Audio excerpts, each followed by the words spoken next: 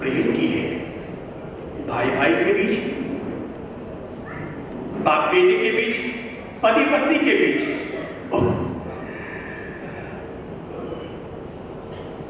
परिवार में अगर झगड़े करने हो तो ताकत चाहिए, पर परिवार को अगर जोड़ना हो तो प्रेम चाहिए। झगड़ने के लिए ताकत चाहिए, पर प्यार करने के लिए ताकत की जरूरत नहीं होती। प्यार करने के लिए तो केवल 4 कदम आगे बढ़कर एक दूसरे को जादू की झप्पी देने की जरूरत होती है, केवल एक दूसरे को गले लगाने की जरूरत होती है। और हाँ, आप शायद आपको याद हो या ना हो, पर आप अगर मैं आप लोगों से ही अगर पूछ लूं, अगर मैं आप लोगों से पूछ लूं, अगर पूछे चलो बहन जी खड़े हो तो हाँ स्टैंड अप। आपके यहाँ आपके पतिदेव कितने भाई हैं? 1 3 मतलब अच्छा पति 1 है भाई 3 है। मुझे कंफ्यूज कर रही है। पहले मैंने कहा पति कितने हैं मुझे, फिर वापस पति के भाई, पति के भाई कितने, पहले 1 फिर कहा 3। मैंने कहा कंफ्यूज क्यों कर रहे हो भाई? अच्छा आपके देरानी जेठानी वगैरह सब यही है? कहाँ है? देखो ढूंढो, है क्या? है। अच्छा वो क्या है आपकी? वो दोनों क्या आपकी? वो आपकी जेठानी है। देरानी है? आप जेठानी है? बड़ी है क्या? साइज से तो आप देरानी लग रही है, पता नहीं चलता। कई दफा चांदी की ईंट बड़ी होती है और सोने का सिक्का छोटा होता है, तो चांदी की ईंट पर भारी पड़ जाता है। और बैठे क्यों तो बैठ क्या? अच्छा बताइए, आप तीनों साथ रहते हैं कि अलग रहते हैं? घर अलग है या साथ में एक ही घर में रहते हैं? अलग अलग है। 2 साथ रहते हैं। मैं नानी ससुर। आप? ये मामा जी के पास रहते हैं। मामा जी के पास रहते हैं। अच्छा चलिए, हम जो भी करते होंगे, मेरा तो केवल आपसे केवल एक सवाल है, और सवाल ये है कि वो दोनों आपकी देरानी है यानी आपकी छोटी बहन की तरह है? अगर वो देरानी है तो छोटी बहन की तरह है। मेरा केवल आपसे एक सवाल है, और सवाल केवल इतना है कि आप जरा याद कीजिए कि आपने कितने समय पहले अपने देरानी को गले लगाया होगा? भाई साहब मैंने पूछ लिया है। अब मैं ये तो नहीं पूछूंगा आपने उनको कब गले लगाया है, पर मैंने ये नहीं पूछा कि आपने उनको कब गले लगाया है, पर मैं केवल ये पूछ रहा हूं कि आपने अपनी देरानी को कब गले लगाया? गले कब लगाया? कितने समय पहले? कितने समय पहले गले लगाया? नहीं लगाया। चलो तीनों बहने गले लगो, तो तीनों गले लगो और एक दूसरे को और जादू की झपटी दो एक दूसरे को। देखा, ये प्यार बांटने से, प्यार का विस्तार करने से आपकी आंखें भर आई, उनकी आंखें भर आई, दिल भर आया, आत्मा भर आई। अरे अलग रहोगे तो तुम भी सूख जाओगे, पर अगर प्यार से गले लगोगे तो तुम भी हरे भरे हो जाओगे, और सामने वाला भी हरा भरा हो जाएगा। तुम भी हरे भरे हो जाओगे, सामने वाला भी हरा भरा हो जाएगा। अरे भाई लोगों, अहिंसा को अगर जीवित करना है तो मैं कहूंगा जादू की झप्पियां देना सीखो। अरे एक दूसरे को जादू की झप्पी दो। अरे सड़क पर चलते आदमी को अपन जादू की झप्पी नहीं दे सकते, पर कम से कम अपने भाई को, अपनी देवरानी को, अपने देवर को तो जादू की झप्पी दे सकते हैं। एक बेटा जाकर के माँ के अगर गले लगे तो उसको जादू की झप्पी मिल ही सकती है। पैसा खड़े हुए तो आप अपने आगे बढ़े, फर्स्ट वाले खड़े हो। और भाई साहब जी, आपकी मम्मी है? कहाँ है? ढूंढो भाई। माँ तो किसी को बना सकते हो यार, बीवी किसी को नहीं बना सकते, पर माँ तो किसी को बना सकते। अच्छा चलिए, आप मुझे केवल एक बात बताइए, आपको मम्मी के गले लगे कितना टाइम हुआ है? मम्मी से गले लगे कितना टाइम हुआ? मतलब शादी से पहले लगे या बाद में लगे? मम्मी के गले कब लगे कि mummy I love you?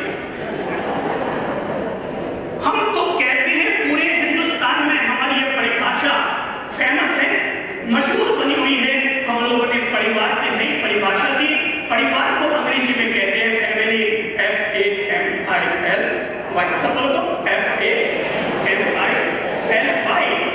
Family. लोग समझते हैं ये फैमिली, इंग्लिश में कहते हैं FAMILY।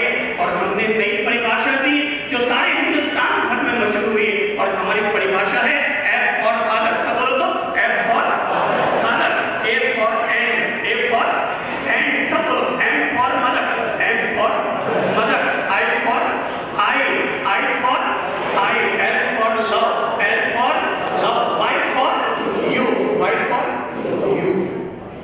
टाटिया जी मम्मी को गले लगा के कल वक्त हुआ, खड़े हो। हमारी क्लास में जब आते हैं तो कोई सेट नहीं होता है, सारे स्टूडेंट होते हैं, ठीक है।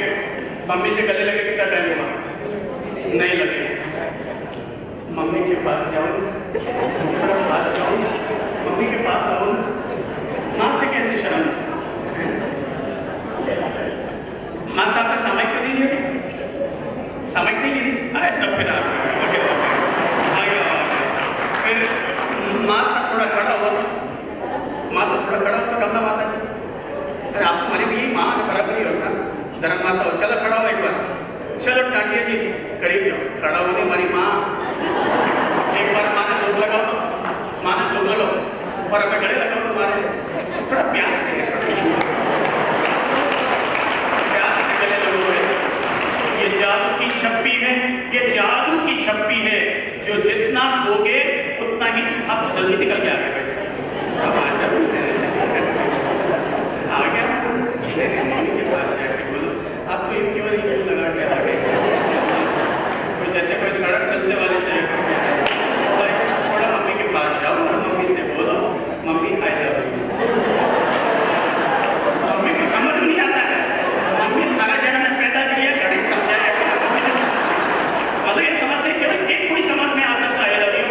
मम्मी थासो थासो घणो ज्ञान रखे, ओहो समझ उन्होंने तो अपन उनको दी है, और अपन कहते हैं कि उनको समझ में नहीं आएगा। माँ साहब समझो नहीं आई लव यू कहने कहे, आई लव यू मतलब नहीं हुए, माँ साहब है समझे। आप के टाटिया जी ने कभी बोलिया नहीं बोला आई लव यू। चलो भाई सब बैठे तो father and mother I love you. चल एक काम करो, सारे लोग ही बोलो ना, जहाँ बैठे हो वहीं से ही अपने मम्मी पापा को याद करके बोलो father and mother, father and mother, father and mother I love you. Mummy papa के सम्मान में ताली हो जाओ तो। Father and mother I love you, father and mother I love you, father and mother I love you. तुम जितना प्रेम को हम जोड़ेंगे हमारे घर में धन उतना ही बढ़ेगा, यश उतना ही बढ़ेगा। जितना हम प्रेम को जोड़ेंगे उतना ही हमारा धन और यश बढ़ेगा। नहीं तो हालत ये हो जाएगी कि लोग एक घर में रहते हैं, कमरे अलग अलग हो गए हैं, बीच में जब प्रेम में दरार आ गई तो बीच में दीवार भी आ गई। जब प्रेम में दरार आ जाती है तो बीच में भी दरार आ जाती है, और जब बीच में दीवार आके खड़ी हो जाती है तो फिर हमारा बोलचाल भी बंद हो जाता है। ओह कितनी गजब की बात है, सारी दुनिया से जाके अपन बोल आते हैं, सारी दुनिया के सामने अपन मुस्कुरा के आ जाते हैं, पर बगल वाले कमरे में जो हमारी देरानी रहती है, बगल वाले कमरे में जो हमारी जेठानी रहती है, उसको कभी झांकते भी नहीं है। बोलना तो बहुत दूर की बात है, वो उधर वो उधर। अरे हमारे घर पर अनजाना व्यक्ति आ जाए तो भी हम कह देते हैं भाई साहब चाय नाश्ता। पर कभी जो हमारे बगल के घर में रहने वाली हमारी अपनी ही देवरानी है, उनके लिए याद क्यों नहीं आता, दीदी आज चाय आपको हमारे साथ पीनी है। वो साथ में चाय पीकर देखो, साथ में जाकर चाय पीकर देखो, आपका बेटी होना सार्थक हो जाएगा। परिवार में जितना महत्व नाश्ते में जितना महत्व टी का होता है, परिवार में वही महत्व बेटी का होता है। नाश्ते में सब बोलो तो, नाश्ते में जितना महत्व किसका, टी का होता है, परिवार में वही महत्व बेटी का होता है। अपन लोग आपस में क्यों बोलचाल अपनी बंद कर देते हैं? ओ भाई साहब वो मेरे भाई लोगों, आपसे अच्छा एक बात बताइए, आप में से कितने लोग हैं जो कब्रिस्तान गए होंगे? हाथ खड़ा कीजिए। कितने लोग हैं? गजब की बात, वापस भी आ गए। क्या खास बात है? आप सब लोग कब्रिस्तान गए हैं, वापस भी आ गए हैं। अच्छा, कौन गए? आप ही कब्रिस्तान? चलिए खड़े होइए। कब्रिस्तान में कब्रें होती हैं। कब्रिस्तान में क्या होती है? कब्रें। ठीक है, कब्रिस्तान में कब्रें होती हैं, वहां सब अंदर लोग सोए हुए रहते हैं। पर जरा एक बात बताइए, उन कब्रों में रहने वाले लोग क्या आपस में बोलते हैं? नहीं बोलते। कभी गले लगते हैं? नहीं लगते। इन्होंने कहा ये कब्रिस्तान के साक्षी हैं, कब्रिस्तान के साक्षी हैं, और ये कहते हैं कि कब्रिस्तान की कब्रों में लोग आपस में बोलते कि नहीं? नहीं बोलते। मिलते हैं, एक दूसरे का आई लव यू करते हैं, एक दूसरे को लॉलीपॉप देते हैं? नहीं, वो कुछ नहीं करते। कब्रिस्तान की कब्रों में रहने वाले लोग ना गले मिलते हैं, ना आपस में बोलते हैं, ना आई लव यू करते हैं, ना जादू की चप्पी देते हैं, ना खुद खुश होते हैं और ना दूसरों को खुशियां बांटते हैं।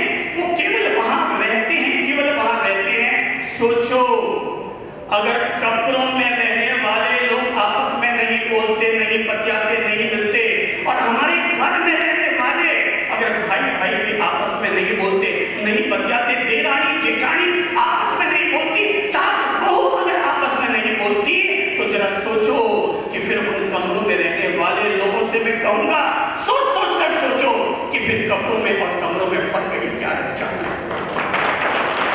कमरों में और कब्रों में फिर फर्क ही क्या रह जाता है, जहां पर लोग आपस में अगर बोलने के काबिल भी नहीं रह पाए हैं? अरे बोलो तो सही, आपस में दिल अपना खोलो तो सही। दुश्मन बनाना है तो किसी गधे घोड़े को दुश्मन बना लेना, पर कम से कम आपके घर में जो देवरानी जेठानी भाई भाई बनकर जो आए हैं, कम से कम उनको तो अपना दुश्मन मत बनाना। हम तो ये बात कह दिया करते हैं कि घर का पुण्य क्या है? जहां पर सब लोग साथ साथ रहते हैं, यही घर का पुण्य है। और जहां माँ बाप के रहते हुए भी घर बिखर जाता है, यही उस घर का पाप है, यही उस घर का पाप का उदय है। जहां पर माँ बाप के 3 संतानें हैं, पर माँ बाप की सेवा करते हैं, वो घर स्वर्ग है। और जहां पर माँ बाप 3 संतानों के होते हुए भी अपने हाथों से अपनी रोटी बेल बेल के बना बना के खाते हैं, ये उस घर का नरक है, ये उस घर का नरक है। हम लोगों को आज केवल मैं आप लोगों को ये बुनियादी बात सिखा दूंगा, आपस में गले लगो, आपस में प्रेम करो, आपस में एक दूसरे की इज्जत करो। लड़ते रहेंगे, झगड़ते रहेंगे। एक पति पत्नी के बीच में हो गया था झगड़ा, एक पति पत्नी के बीच में हो गया था झगड़ा, अक्सर हुआ करता था। और जब अक्सर हुआ करता था और जहां पर अक्सर झगड़े होते हैं, वहां पर झगड़े में आदमी मर्यादा से नहीं बोलता, मुस्कुरा के नहीं बोलता। झगड़े में तो आदमी थारे बाप ने, थारी माँ ने, थारे काकू जी ने, थारे भाई जी ने गाड़ियां निकालते हुए वो बोलता है। और पति पत्नी के बीच भी जब झगड़ा हुआ तो झगड़ा ऐसा बड़ा, पति ने चिल्ला के कहा, तू तो सारी कुत्ती है, कुत्ती। क्या कहा? क्या कहा? बोलो तू तो कुत्ती है, कुत्ती। पत्नी कौन सी कम रहने वाली थी? वो कौन सी कम रहने वाली थी? उसने तो पूरा MBA कर रखा था, और वो भी बोली मैं कुत्ती। अरे कुत्ता तो तू है, तू है कुत्तो, तू है कुत्तो। अब एक दूसरे को गालियां दे रहे, वो कह रहे तू कुत्ती, वो कहते तू कुत्ता, हो गया तू कुत्ता, बोले तू कुत्ती। बेटा सोच रहा था 4 साल का मगज में उसने कर करके कि यार मेरे पापा और मम्मी एक दूसरे को कहते हैं कुत्ता, एक दूसरे को कहते हैं कुत्ती। इतने में ही घर के बाहर राका जी चले आए और आकर के उस छोटे बच्चे से पूछा, बेटा बेटा तू कौन है, तू कौन है? उसने कहा मैं तो कुक्करिया हूं। क्या हूं मैं? कुक्करिया यानी पिल्ला, डॉगी, छोटा डॉगी। बोले मैं तो कुक्करिया हूं, पिल्ला।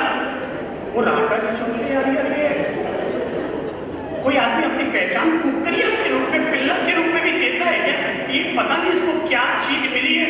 वो घर के अंदर गया, अंदर जाके उसने घर वालों से पूछा कि भाई ये बात समझ में नहीं आई, आपका बच्चा कह रहा है आपने इसका नाम क्या कुक्करिया रखा है? बोले नहीं हमने इसका नाम कहाँ कुक्करिया रखा है,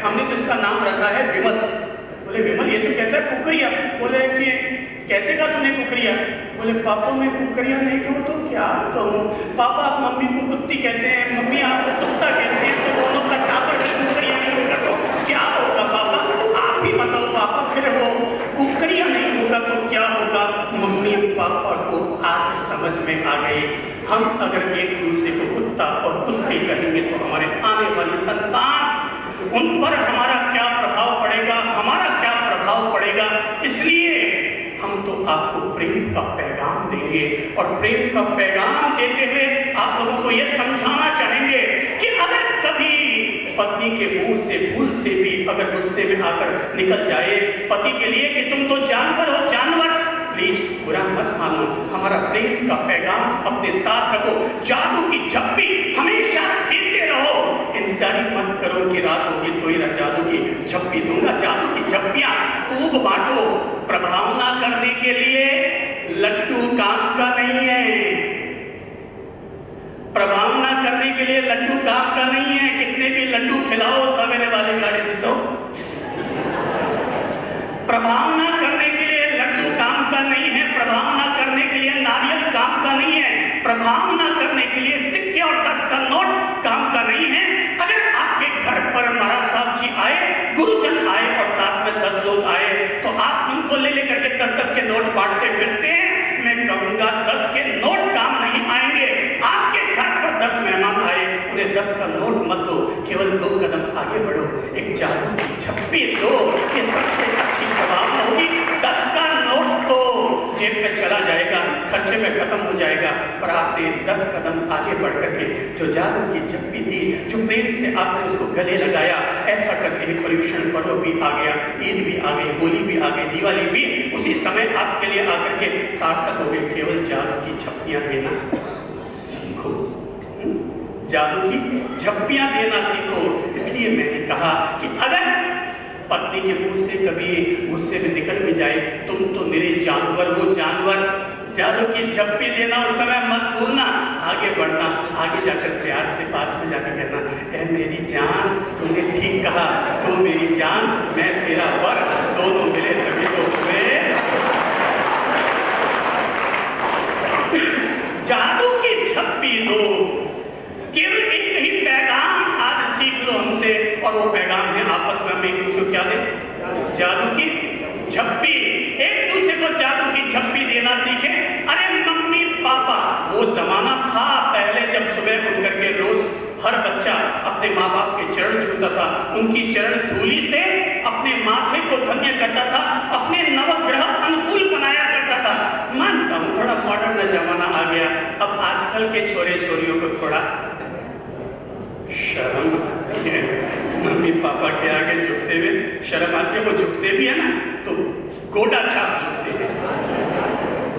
क्या कौन सा छाप? कौन सा छाप बोला मैंने? गोडा छाप। बस वो गोडा टच करने वाला, वो भी आधा भी।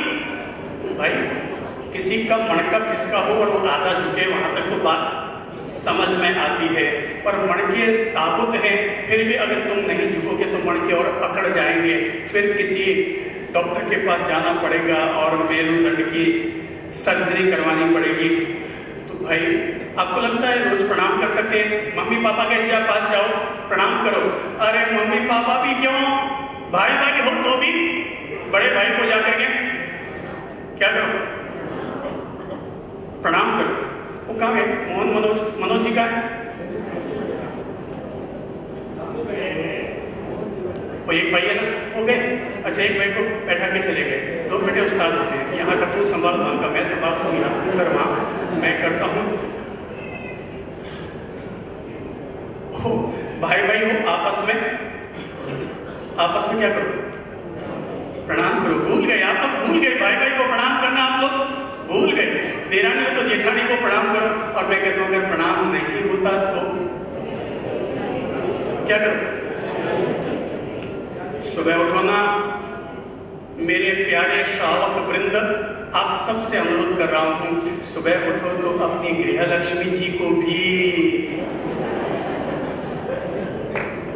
हाथ जोड़कर महालक्ष्मी प्रणाम करोगे। प्रणाम तो उत्तम आएगा परिणाम, करोगे प्रणाम तो उत्तम आएगा परिणाम उत्तम आएगा। परिणाम वैसे तो आपको वर्षों बीत गए होंगे, आपकी पत्नी ने आपके पांव छुए हुए, शायद कोई दिवाली को छू लिए हो सकता है छू लिए हो, पर आप एक ट्राई करके देखो ना। आप अपनी पत्नी को कहो महालक्ष्मी प्रणाम, देखो अगले दिन से क्या परिणाम आता है आपके घर में, परिवार में। कुल मिलाकर के मैं तो आपको केवल इतनी सी बात समझा रहा हूं, और वो बात है जादू की।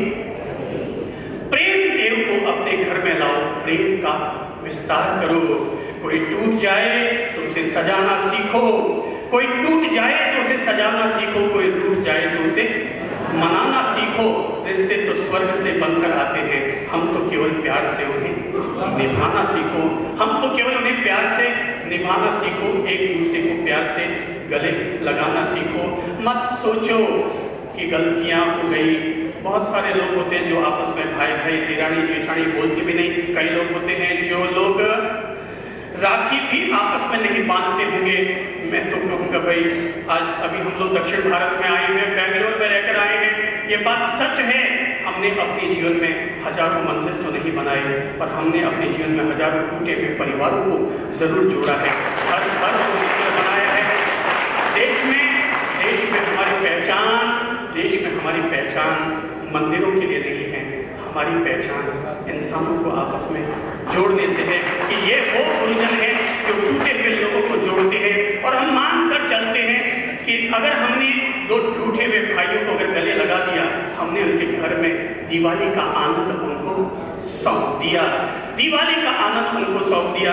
अरे भाई, सुबह सुबह उठकर जहां पर लोग आपस में एक दूसरे को प्रणाम करते हैं, गले लगते हैं, उनकी सुबह सुबह नहीं होती, उनकी सुबह भी ईद का त्योहार बन जाती है। जहां पर दोपहर में सास और बहू एक साथ थाली में बैठकर खाना खाती है, उनकी दोपहर नहीं होती, होली का पर्व बन जाती है। और जहां पर रात को सोने से पहले जो बच्चे अपने माँ बाप की सेवा करके सोते हैं, उनकी रातें नहीं रहती, उनकी रातें दीपावली का दीप बन जाया करती है। और वो दादी सा सोए रात भर दुआ करती रहती है, भगवान एड़ी बहू सबने दीजिए, कितनी अच्छी बहू है, हमारी सेवा करने सुए। ओहो, हमारे घर में बहू कहीं आई है, हीरो आया है, हीरो कहीं आया है। मैं था जीरो से हीरो बना रही हूँ, कहीं बना रही हूँ जीरो से हीरो। और हीरो बनाने के लिए मान लो अगर कभी गलती हो भी गई, अगर लगता है कभी गलती हो गई, बात को ढो मत। गलती हो गई तो बात को ढो मत। अच्छा जरा एक बात बताओ, आप में से कौन व्यक्ति ऐसा है जिसके घर में 20 साल पुराना कैलेंडर अभी भी टंग रहा है? कौन आदमी है? कोई है क्या? 20 साल पुराना कोई नहीं। अच्छा 10 साल पुराना कोई है? 10 साल पुराना कैलेंडर है? क्या करते हैं आप उसका? है क्या करते हैं? 10 साल पुराना पंचांग आप उसका कुछ उपयोग करते हैं? नहीं, बस पढ़ा रहता है। रोज देखो सर, कहीं देखो सर, तारीख बदल जाए,